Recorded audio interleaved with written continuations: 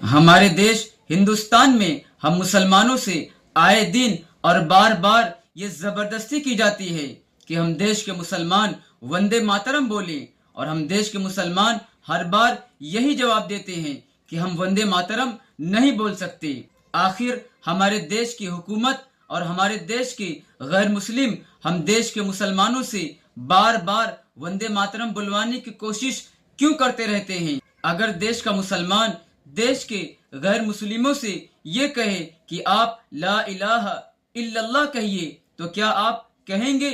नहीं कहेंगे, इसलिए कि आपको ला इलाहा इल्लल्लाह का मतलब पता है कि अल्लाह के सिवा कोई इबादत के लायक नहीं, अल्लाह के सिवा कोई पूजा के लायक नहीं। ठीक उसी तरह हम मुसलमान वंदे मातरम नहीं कह सकते, इसलिए कि वंदे मातरम का मतलब भी हम मुसलमान समझते हैं कि वंदे मातरम का मतलब होता है कि मैं मातृभूमि के सामने अपना सर झुकाता हूँ, मैं मातृभूमि की पूजा करता हूँ। और हमारे देश के तमाम गैर मुस्लिमों को ये बात अच्छी तरह पता है कि मुसलमान सिर्फ अल्लाह की पूजा करता है, मुसलमान सिर्फ अल्लाह की इबादत करता है, मुसलमान सिर्फ अल्लाह के सामने सर झुकाता है। मुसलमान जिससे इस कायनात में सबसे ज्यादा मोहब्बत करता है, जो कि हम मुसलमानों के आखिरी रसूल और आखिरी नबी हैं, हजरत मोहम्मद सल्लल्लाहु अलैहि वसल्लम। हम मुसलमान अपने प्यारे रसूल, अपने प्यारे नबी की भी पूजा नहीं करते, तो हम मुसलमान अपने मातृभूमि की और अपने देश की पूजा कैसे कर सकते हैं? और अब वंदे मातरम पर अमीरुल हिंद हजरत मौलाना सैयद अरशद मदनी साहब का भी बड़ा बयान आ गया है। आप सब खुद सुने कि हजरत अमीरुल हिंद ने क्या फरमाया है, और स्क्रीन पर देखकर पढ़े भी। वंदे मातरम बिल संविधान और धार्मिक स्वतंत्रता के खिलाफ चुनावी राजनीति तथा जनता के मूल मुद्दों से ध्यान भटकाने की कोशिश। हमें किसी के वंदे मातरम पढ़ने या गाने से कोई आपत्ति नहीं है, लेकिन मुसलमान केवल एक अल्लाह की इबादत करता है और अपनी इबादत में किसी दूसरे को साजी नहीं ठहरा सकता।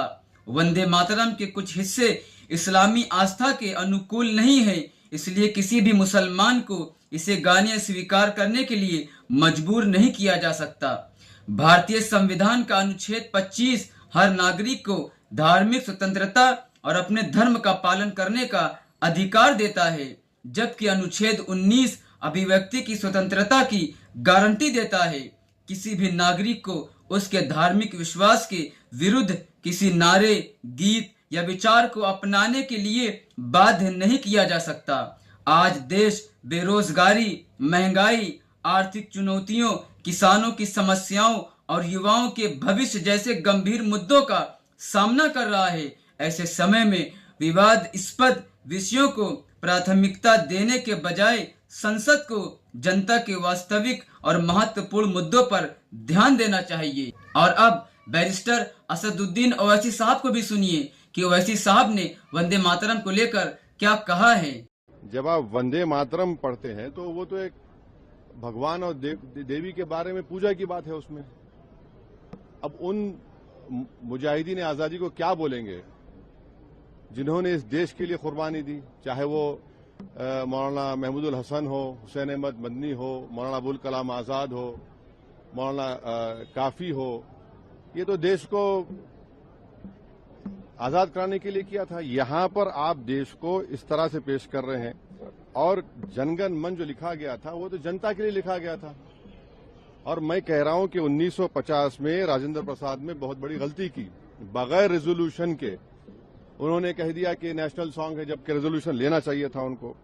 तो और कहीं पर भी नेशनल सॉन्ग का डेफिनेशन नहीं है, तो आप इसको इस तरह से मुसल्लत कर रहे हैं देश के ऊपर, ये गलत है बिल्कुल। आर्टिकल 25 फ्रीडम ऑफ रिलीजन है, तो आप इसको इस तरह से मुसल्लत कर रहे हैं देश के ऊपर, ये गलत है बिल्कुल। आर्टिकल 25 फ्रीडम ऑफ रिलीजन है, उसके स्टैंजास पढ़ लीजिए आप। मैं एक मुसलमान हूं, मैं सिवाय अल्लाह के किसी की इबादत नहीं करता हूं। अगर मैं किसी की बात करूंगा तो मुसलमान कहाँ रहूंगा। और अब आप सब हजरत मुफ्ती शमाइल साहब नदवी की जुबानी सुनिए कि देश का मुसलमान वंदे मातरम क्यों नहीं बोलता।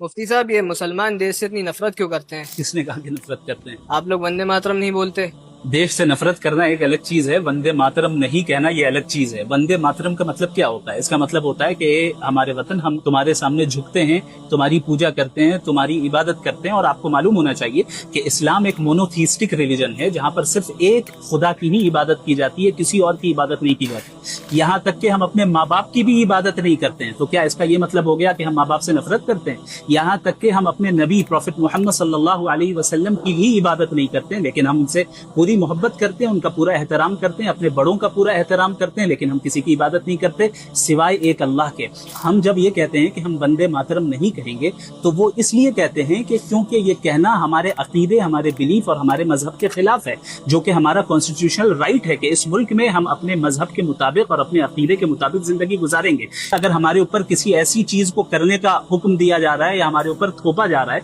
जो हमारे अकीदे और हमारे मजहब के खिलाफ हो, तो ये काम करना खुद ही अनकॉन्स्टिट्यूशनल है। लिहाजा जब भी कोई मुसलमान ये कहे कि हम वंदे मातरम नहीं कहना चाहते हैं, इसका हरगिज ये मतलब नहीं है कि वो मुल्क से नफरत करते हैं, बल्कि वो अपने मुल्क से मोहब्बत करते हैं। और उस मोहब्बत की जो है सर्टिफिकेट हमें किसी से चाहिए भी नहीं। लेकिन इसका हरगिज ये मतलब नहीं कि हम अपने अकीदे से कोई कॉम्प्रोमाइज करेंगे, अपने बिलीफ से कोई कॉम्प्रोमाइज करेंगे। और हमारा जो अकीदा तौहीद है, यानी एक अल्लाह, वननेस ऑफ अल्लाह को मानना और सिर्फ उस एक अल्लाह की इबादत करना, इससे भी हम कभी दस्तबरदार नहीं होंगे।